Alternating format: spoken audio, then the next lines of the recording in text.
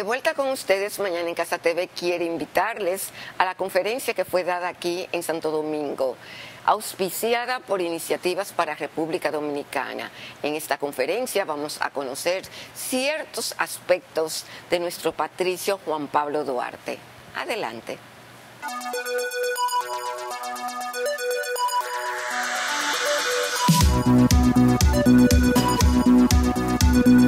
Sean todos muy bienvenidos a esta conferencia magistral en honor al patricio Juan Pablo Duarte.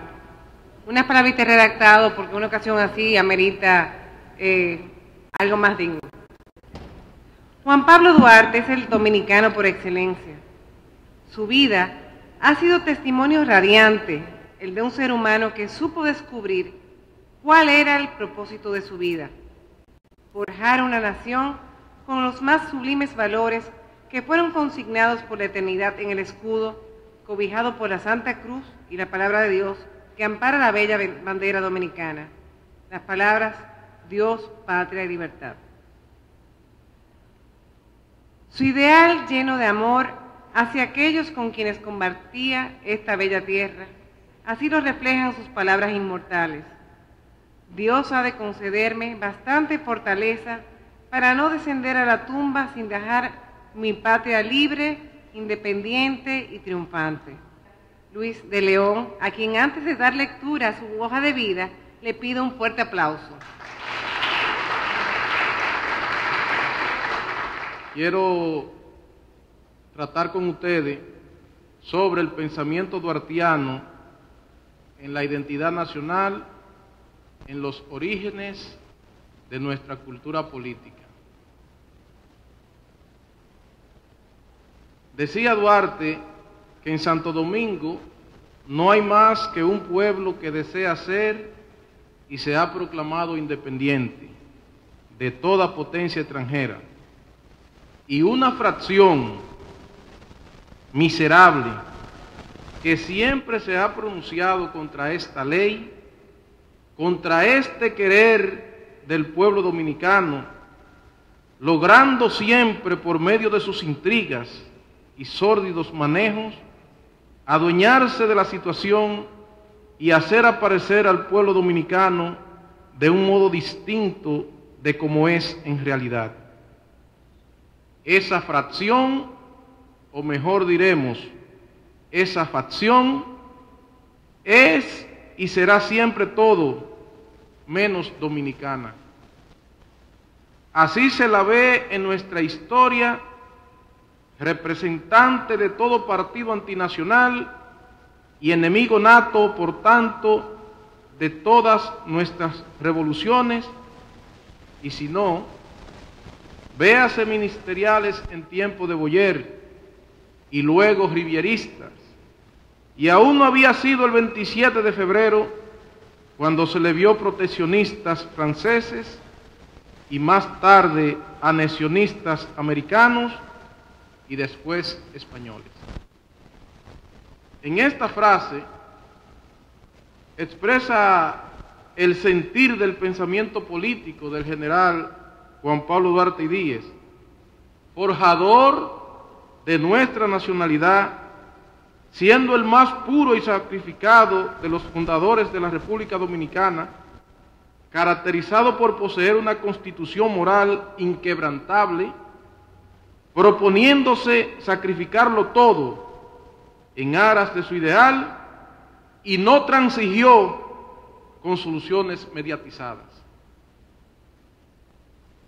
Si nos ubicamos en nuestro proceso histórico, observamos que su nacimiento, el 26 de enero de 1813, ocurre durante el periodo conocido como la España Boba, el cual se extendió desde 1809, cuando las tropas criollas, al mando del brigadier Juan Sánchez Ramírez, derrotaron a los franceses en la batalla de Palo Hincado, hasta 1821, cuando el licenciado José Núñez de Cáceres proclama la independencia del Estado Haití español bajo el protectorado de la Gran Colombia.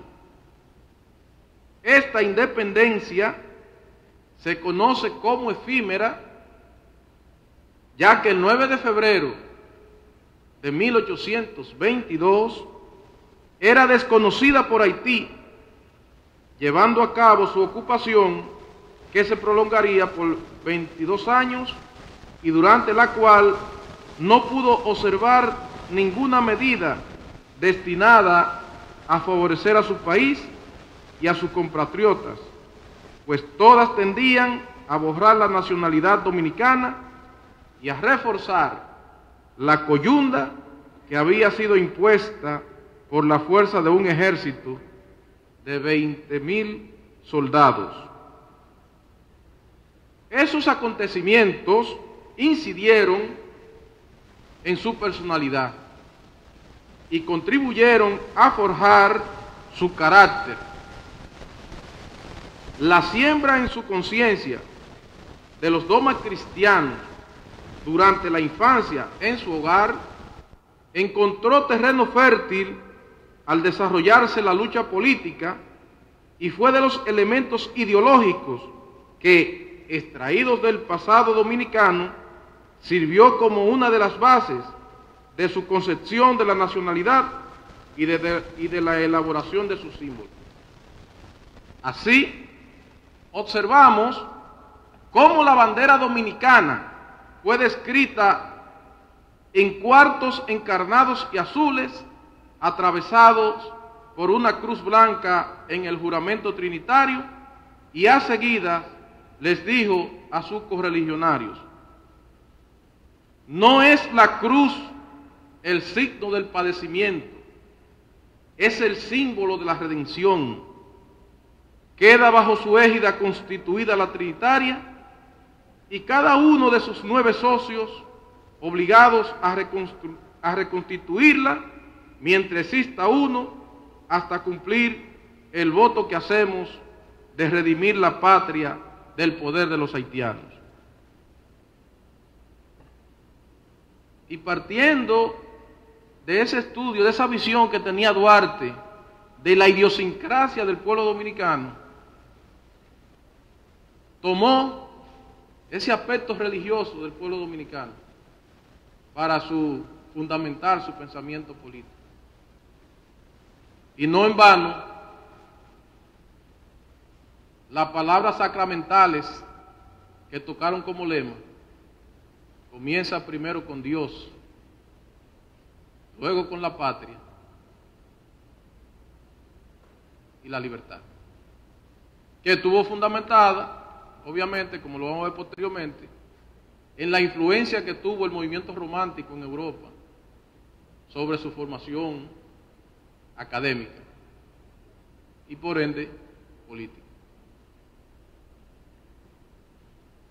Otro de los aspectos que debió incidir en la formación ideológica del patricio lo constituyó su condición de alumno del doctor Juan Vicente Moscoso, denominado en su época el Sócrates dominicano, y fue uno de los pocos hombres de letras que hasta entonces se había eximido de tomar el camino del destierro después de la ocupación haitiana.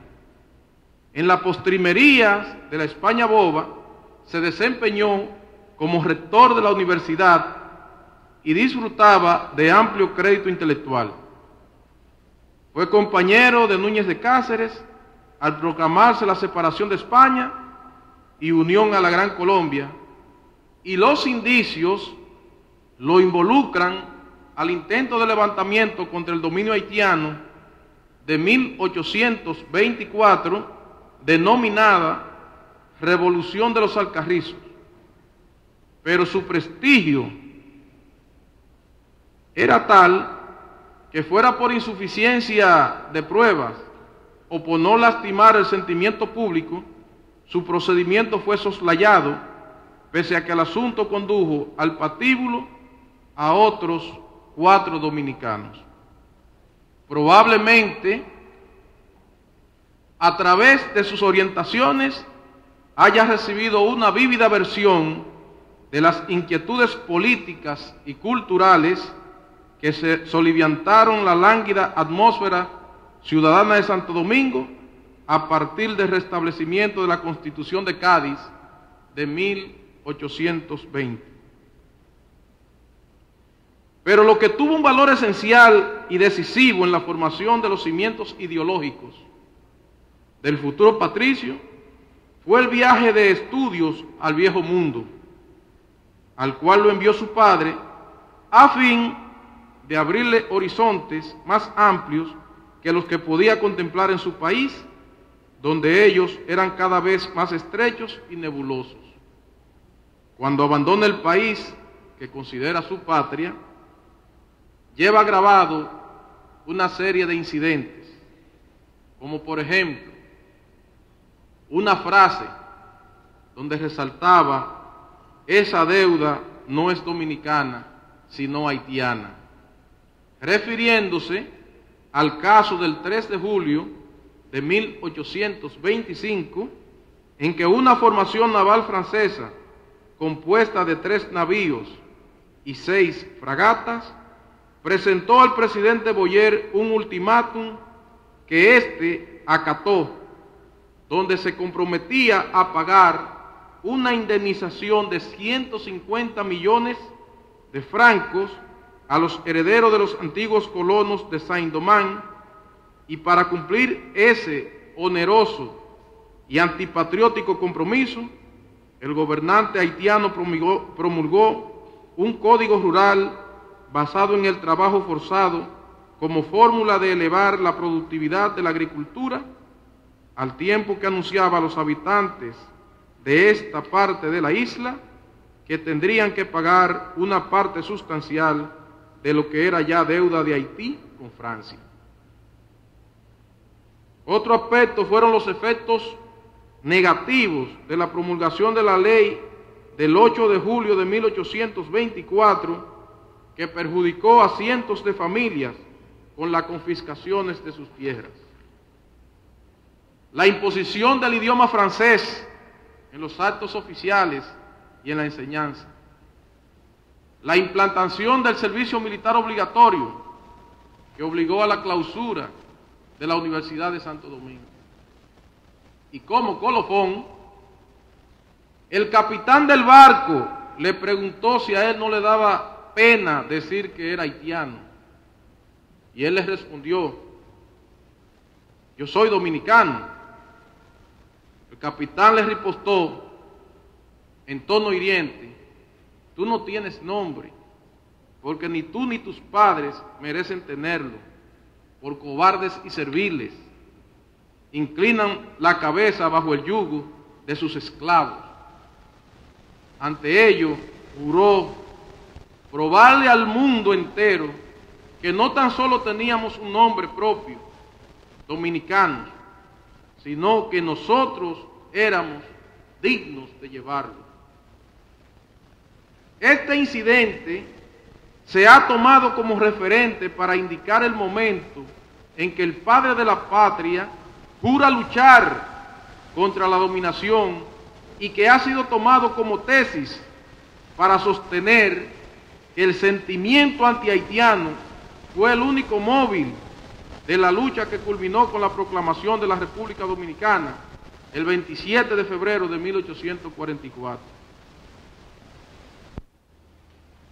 Atribuyéndole mira racista a la obra.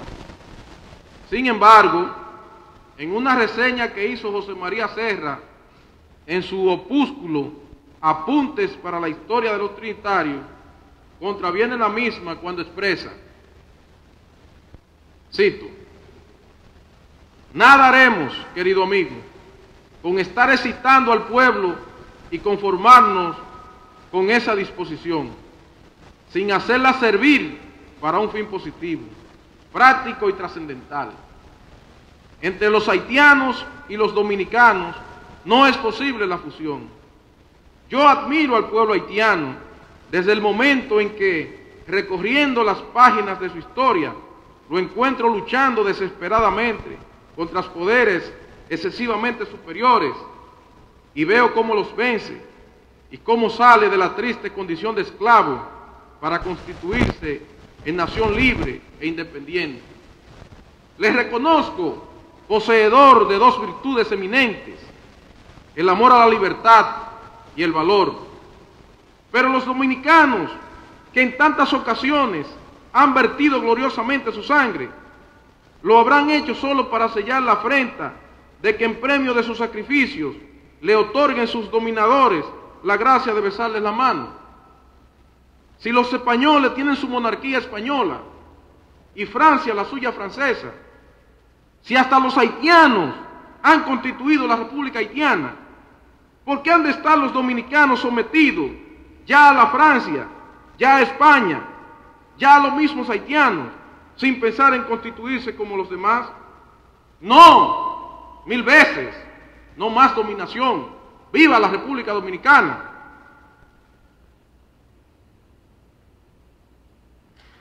Con respecto a esto, el intelectual Don Chito Enrique Vázquez dice lo siguiente, que revela 3 aspectos fundamentales del pensamiento político de Duarte. Primero, que para Duarte lo principal era la independencia de su pueblo, su constitución en una entidad con gobierno propio como solución de la contradicción básica de la opresión versus libertad.